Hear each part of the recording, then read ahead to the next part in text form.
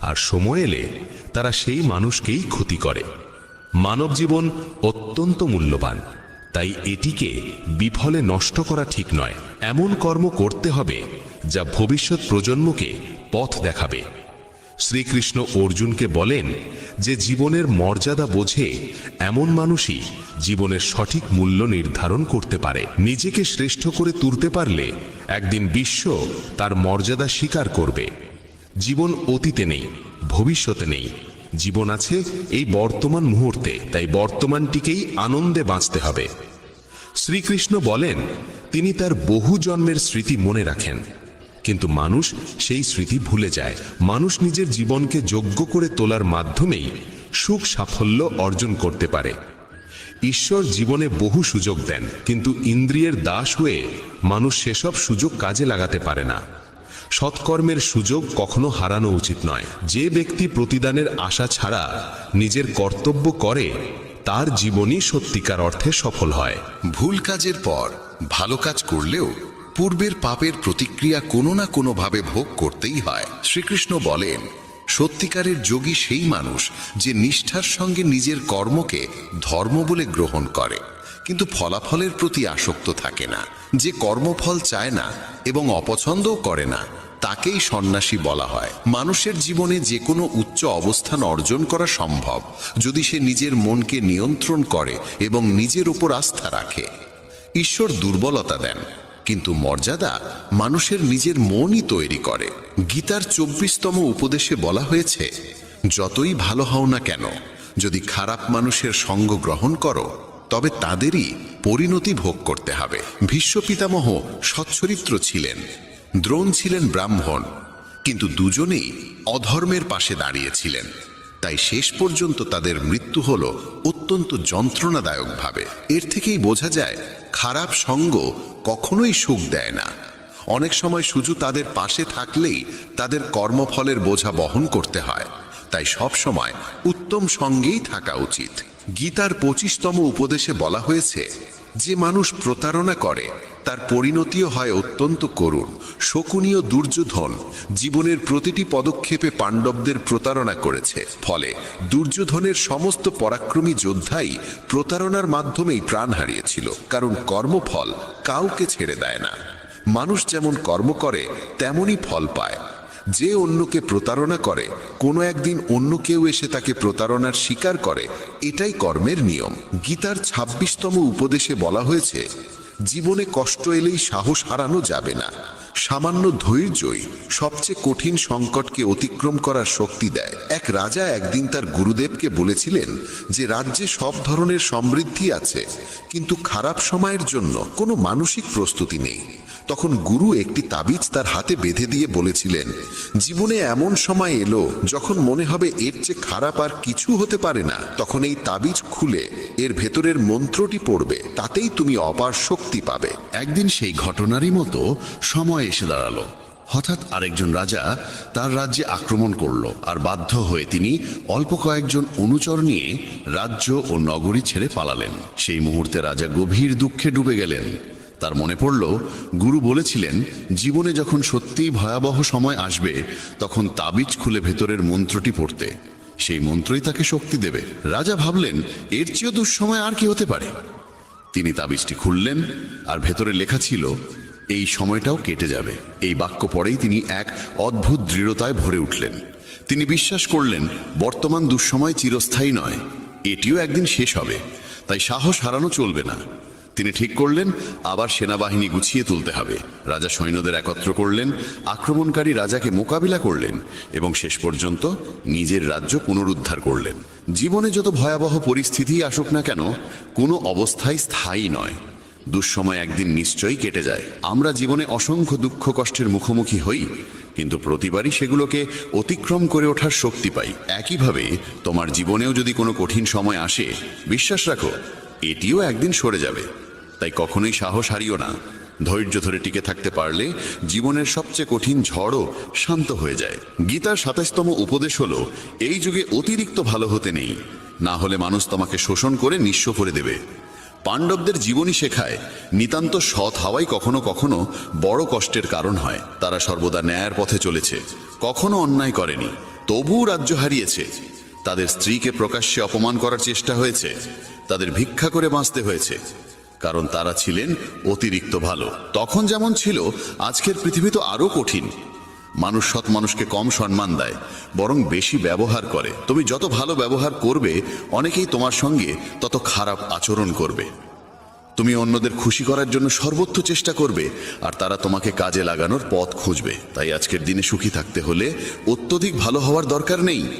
এর মানে এই নয় যে তোমাকে খারাপ হতে হবে, বরং নিজের চোখে নিজেকে ভালো রাখো। বিশ্বের চোখে ভালো দেখাতে গিয়ে নিজেকে দুর্বল করে দিও না। গীতার 28তম উপদেশ হলো অতীতকে ভুলে যেতে শেখো, কারণ অতীতের কষ্ট আঁকড়ে বাঁচলে আজকেও সুখী থাকা যায় না।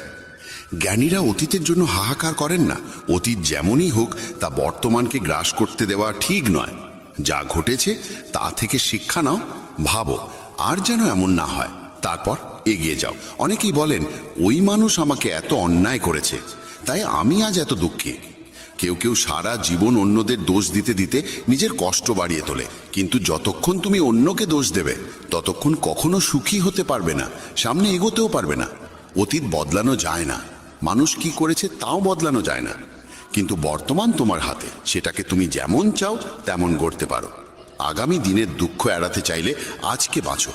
তুমি পৃথিবীতে কাউকে পাবে না যে ভবিষ্যতের ভরসায় সুখে থাকে। সুখী সেই যে আজকার মুহূর্তে নিজের জীবন কাটায়। ভবিষ্যতের চিন্তা শুধু দুঃখ, আফসোস আর অনিশ্চয়তায় ভরিয়ে তোলে। তাই যতটা সম্ভব অতীতকে ভুলে যাও এবং বর্তমানকে নিজের করে নাও। গীতার শিক্ষা বলছে, ভবিষ্যতের ভয় দুঃখ কমে না, বরং ভয়ই সব শান্তি কেড়ে নেয়। তুমি কাকে ভয় করবে? কে তোমাকে মারতে পারে? তুমি দেহ নও। দেহ কেবল কর্ম সম্পন্ন করার মাধ্যম। তুমি আত্মা, অমর ও চিরন্তন। অসংখ্য জন্মে তুমি অসংখ্য দেহ ধারণ করেছ, আর এখন মানুষের শরীর পাওয়া তোমার পুণ্যের ফল।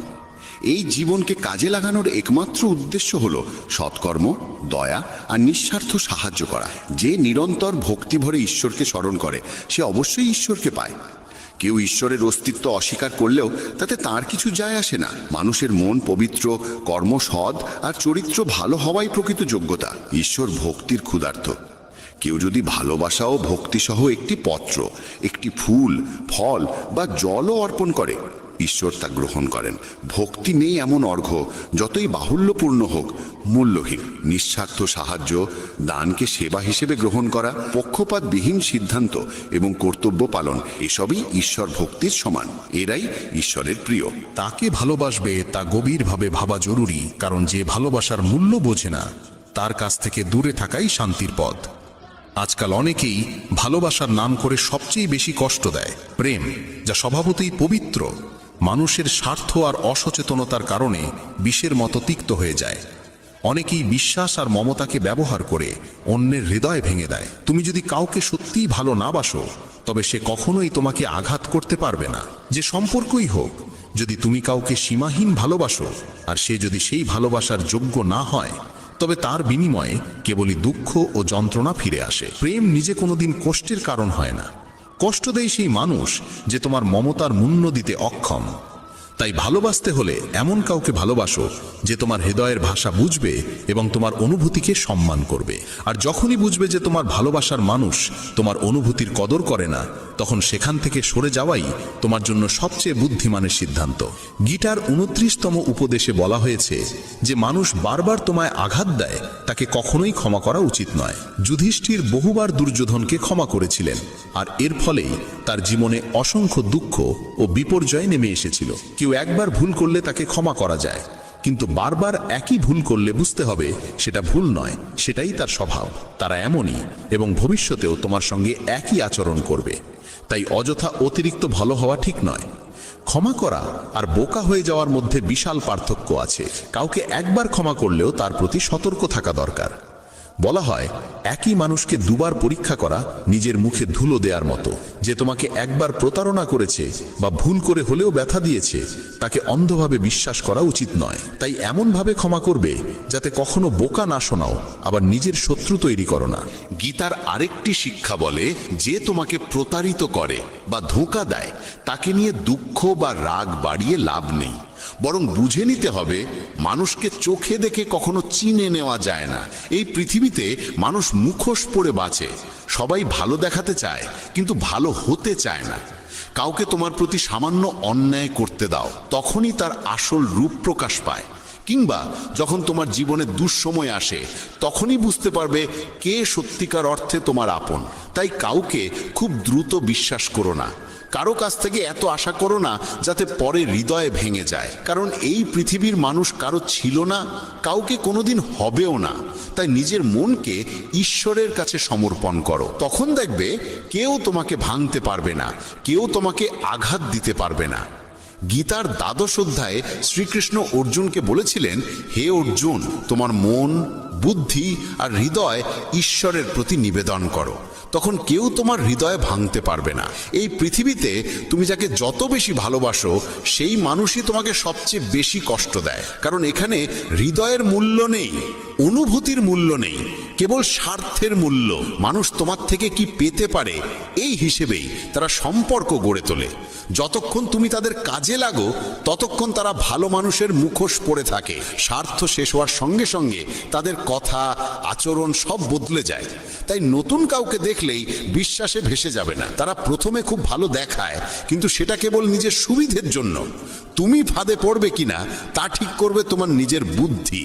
গীতার তৃতীয় উপদেশে বলা হয়েছে, নিজের আত্মীয় স্বজনই তোমার সাফল্যে সবচেয়ে বেশি ঈর্ষান্বিত হয়। বাইরের লোক তোমার সুখ দুঃখের খোঁজ রাখে না, কিন্তু আত্মীয়রা তোমার জীবনের প্রতিটি পদক্ষেপে চোখ রেখে চলে। বাইরে থেকে তারা বলবে সফল হও, সুখে থাকো, কিন্তু তোমার সাফল্যের খবর শুনলে তারা খুশি হয় না। কখনো কখনো দুনিয়া তোমাকে সম্মান দেবে, প্রশংসা করবে, অথচ নিজের ঘরেই তুমি উপেক্ষিত থাকবে। মহাভারতের যুদ্ধও তো ছিল আপন ভাইদের মধ্যে।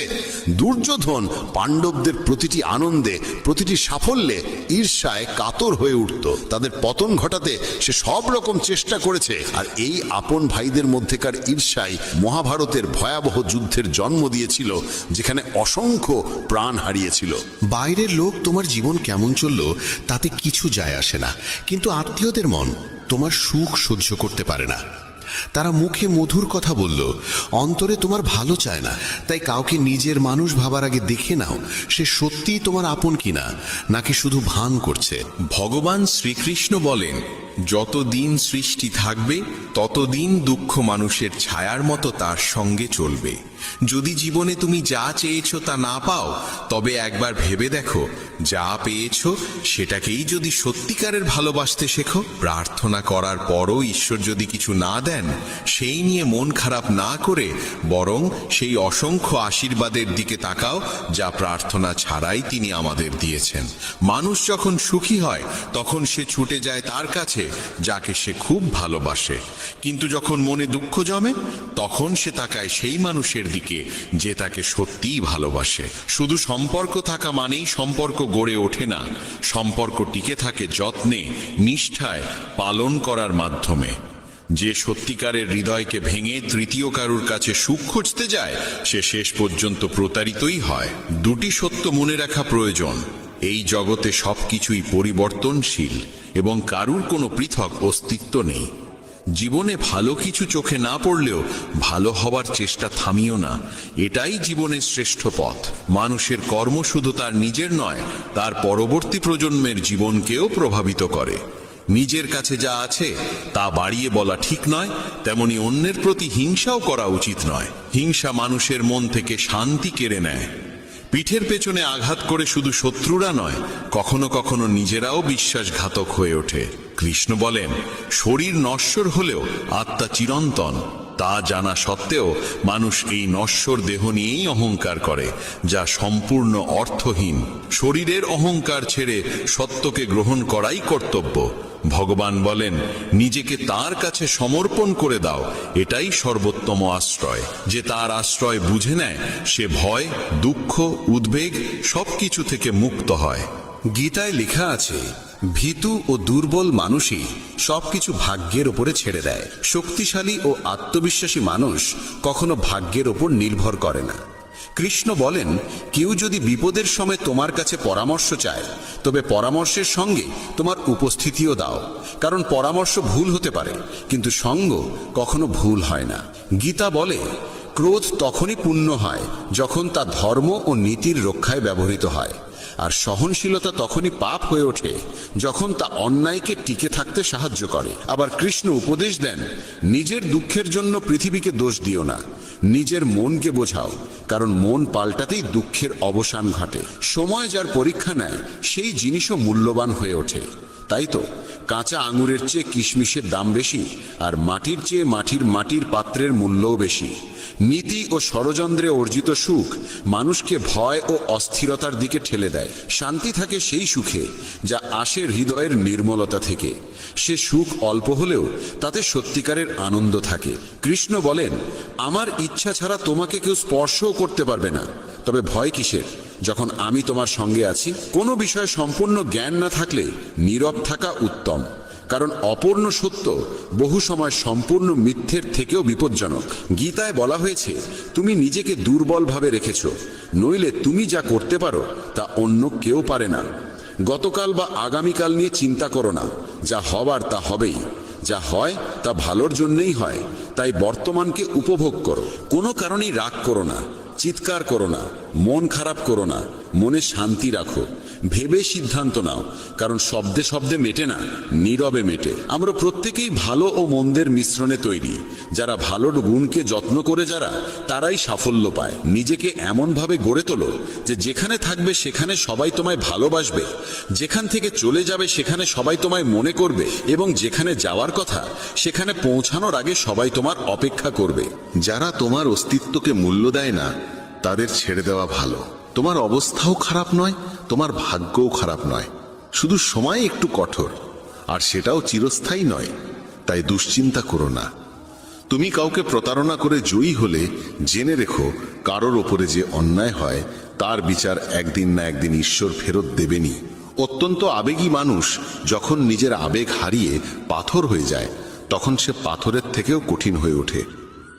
গীতা বলে, রাগের মুহূর্তে নেওয়া সিদ্ধান্ত জীবন পর্যন্ত নষ্ট করে দিতে পারে। জগতের সবকিছু কর্মফল অনুযায়ী হলেও ঈশ্বরের সঙ্গে সংযোগ কেন প্রয়োজন? কারণ আমরা কর্মের গভীর সত্য জানি না। সত্য ও অসত্যের বিচারের সম্পূর্ণ জ্ঞান কেবল ঈশ্বরই দেন।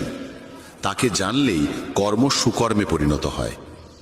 সম্মান রক্ষার লড়াইয়ে কখনো একা পড়ে গেলে ভয় পেও না, কিন্তু কারো সামনে নিজেকে ভেঙে পড়তে দিও না। নিজেকে জিতে নিতে পারলে তবেই অন্যের সম্মান পাওয়া যায়। যে পৃথিবীকে বদলাতে চেয়েছে সে হার মানে, যে নিজেকে বদলায় সে জিতে যায়। শব্দ বেছে বলো, কারণ তোমার কথা তোমার শিক্ষার পরিচয়। সৌন্দর্য মানে রূপ নয়, সৌন্দর্য মানে সুন্দর মন, সুন্দর ভাবনা, সুন্দর আচরণ। সত্যিকারে ভালো কাজ কখনো সম্মানের আশা করে না, কাজ নিজেই তাকে সম্মানের যোগ্য করে তোলে। দুর্বলরা ক্লান্ত হলে থেমে যায়, বিজয়ীরা তখনই থামে যখন জিতে যায়। ঈশ্বর যে পথে তোমার জন্য দরজা খুলে দেন তা কেউ বন্ধ করতে পারে না। গীতায় লেখা, ফিরে গিয়ে শুরুটা বদলানো যায় না, কিন্তু যেখানেই দাঁড়িয়ে থাকো সেখান থেকেই নতুন শুরু করে শেষটা বদলে দেওয়া যায়। ঈশ্বরের সিদ্ধান্ত সবসময় আমাদের ইচ্ছার থেকেও শ্রেষ্ঠ হয়। যে নীরবতাকে বোঝে সে পূজনীয়। সে মা হোক, স্ত্রী হোক, প্রেমিক হোক বা ঈশ্বরই হন, মন যদি পবিত্র না হয় তবে শুধু মন্দিরে যাওয়া কোনো উপকারে লাগে না। জীবনের 5 কঠিন সত্য। নিজের দুঃখ লুকাতে হয়, কারণ কারোর সত্যিই তাতে আগ্রহ নেই। সবকিছু সবার সঙ্গে বলা যায় না, কারণ সবাই তোমার মঙ্গল চিন্তা করে না। নীরব থাকা দরকার, কারণ কিছুই চিরস্থায়ী নয়।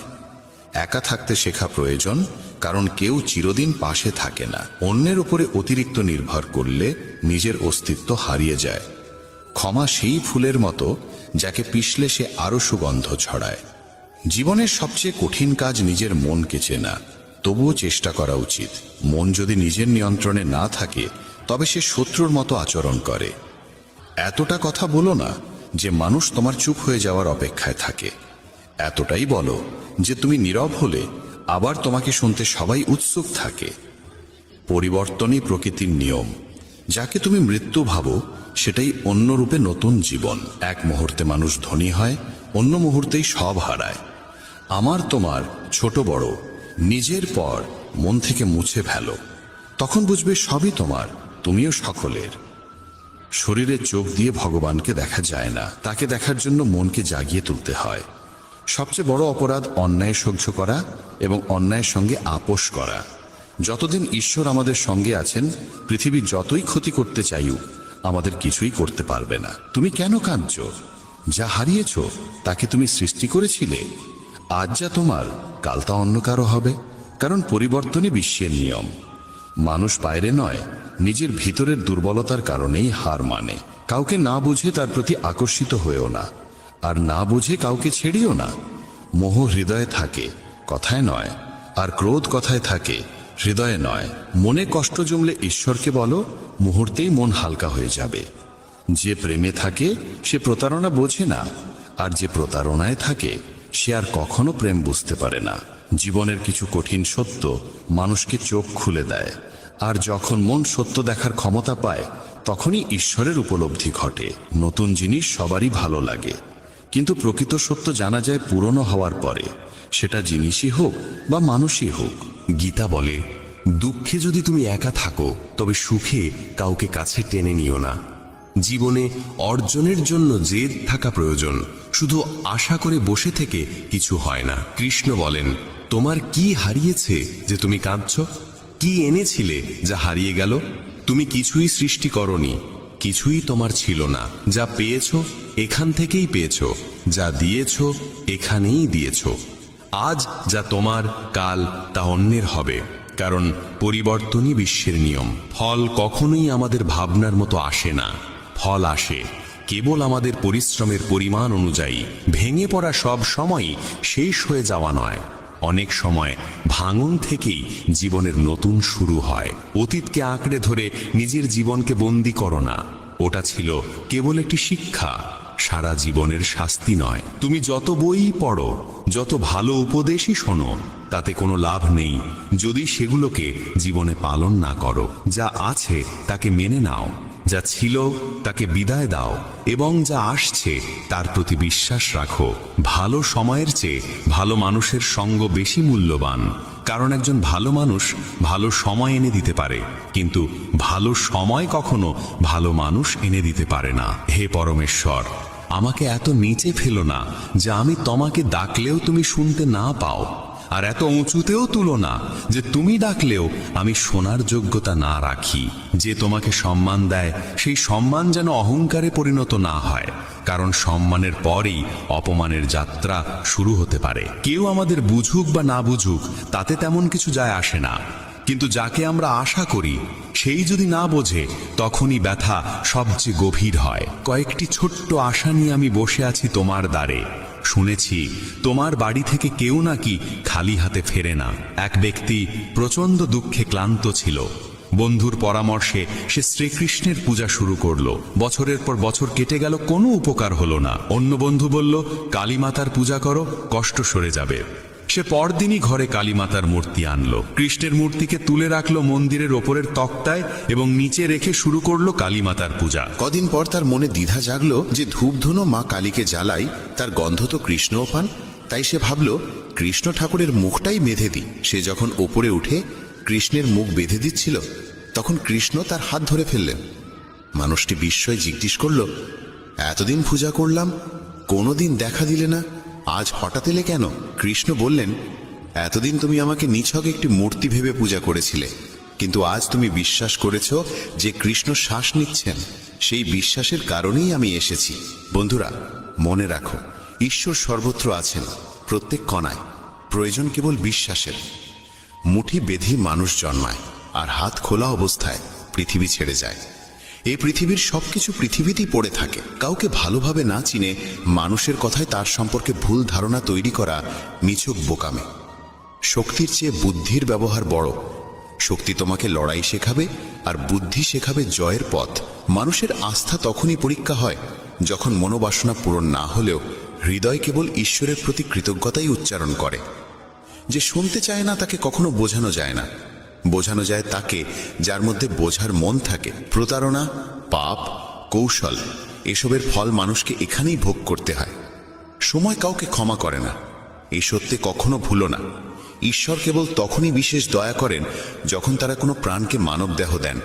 কারণ মানুষের শরীরেই মোক্ষ লাভের পথ সম্ভব। কাউকে কাঁদিয়ে কেউ কোনোদিন হাসতে পারে না। এটাই বিধির ব্যবস্থা, যা আজ পর্যন্ত কেউ বুঝে উঠতে পারেনি।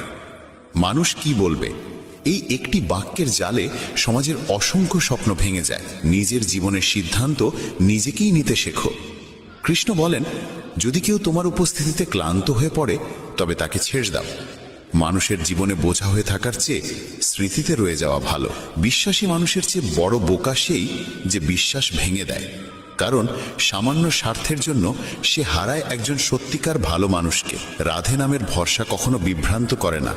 প্রতিটি শুভক্ষেত্রে কৃষ্ণ সবচেয়ে আগে তোমার দরজায় আসবেন।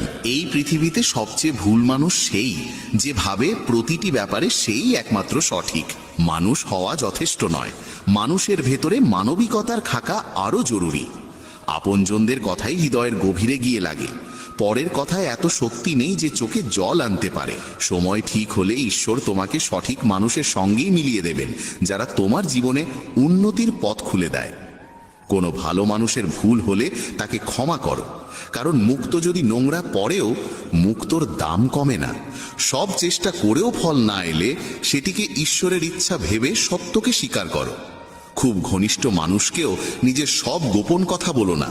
আজ যে তোমার, কাল সেই বিপরীত হতে পারে। মানুষের কথাকে মাথায় বোঝা বানিয়ে নিলে তুমি তাদের নিচে চাপা পড়বে। তার চেয়ে ভালো তাদের কথাকে পায়ের তলায় ফেলে উপরে ওঠার সিঁড়ি বানাও। একদিন উচ্চতায় পৌঁছবেই। জীবনকে কোনোদিনই বিশেষ কিছু যায় আসে না, তুমি বাঁচো বা মরো। কিন্তু তুমি যদি বাঁচতে চাও তাহলে জীবনকে দোষ দেওয়া বন্ধ করো। তোমার জীবনে যা ঘটে তার দায় প্রথমে তোমাকেই নিতে হবে। এ সত্য যত তাড়াতাড়ি মানবে, জীবন ঠিক তত তাড়াতাড়ি বদলে যাবে। নিজেকে দুর্বল ভাবা সবচেয়ে বড় পাপ। সাফল্যের জন্য দরকার অটল ধৈর্য এবং দৃঢ় ইচ্ছা শক্তি।